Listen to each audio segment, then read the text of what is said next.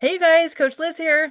All right, last night I was up all night helping my sick grandma. She's been sick and I did not get any sleep. So I thought it would be a great week to talk about the importance of sleep because I'm definitely feeling it. And sleep is one of those habits that's very underrated. We don't realize how important sleep is, but sleep is one of the most important things to help us, not just with weight loss, but with long-term health, because it is when we're sleeping that our body is recovering and repairing from the day, detoxing. And it's actually when you lose most of your body fat is when you're sleeping through your breath. And so let's talk about sleep today. Why is sleep important? Now, sleep is such an important thing. Like I mentioned, it's when your body rests and repair and detoxes. So we need to take it seriously. In Element 19 of your life book. Now, if you don't have this book, I highly recommend it. Dr. Anderson does a great job talking about all of the healthy habits for long-term health, not just physical habits, but also mental habits. But in Element 19, he talks about the importance of sleep and why sleep is important and how to get better sleep. So if that's something that you struggle with, check this out. But one thing he talks about is how much sleep we need. Now, typically we need about 7 to 8 hours of restful sleep. And I also learned that women need more sleep than men, a little bit more sleep. So if you're not getting between 7 and 8 hours, look at maybe how you can improve that and how that might help you. And also some things that sleep affects is that especially in women, women that were sleep deprived have up to 40% slower metabolism than women that are getting restful sleep. So that's huge. I call it your skinny sleep. You got to get your skinny sleep. And one thing that I notice and that studies show is that when you're not getting enough sleep, your body produces more ghrelin, which is like your hunger hormone. So you're going to notice that you're going to be more hungry and you're going to crave more carbs and sugars if you're not getting enough sleep. So for me, like today, I'm already craving some sugar and some carbs because I have not gotten enough sleep. And I have to be aware of that. So if you're more mindful of it, then you can be proactive to make sure you're getting the right things that you need. But sleep is so important.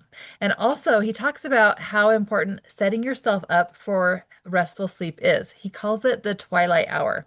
So that hour before sleep, it's really important that you just set yourself up for success for the night. So getting yourself ready for restful sleep looks like turning down the lights, maybe putting on some soft music, avoiding caffeine or alcohol or heavy exercise close to bedtime, or even heavy meals. Eating sooner so that your body can kind of have that time to digest before you go to sleep can really help you get better sleep. Also, turning off the TV and electronics and not watching those in your bed. So, teaching yourself that your bed is for sleep. When you get into bed, you go to sleep. When your alarm wakes up, you get out of bed. It's training your brain for sleep.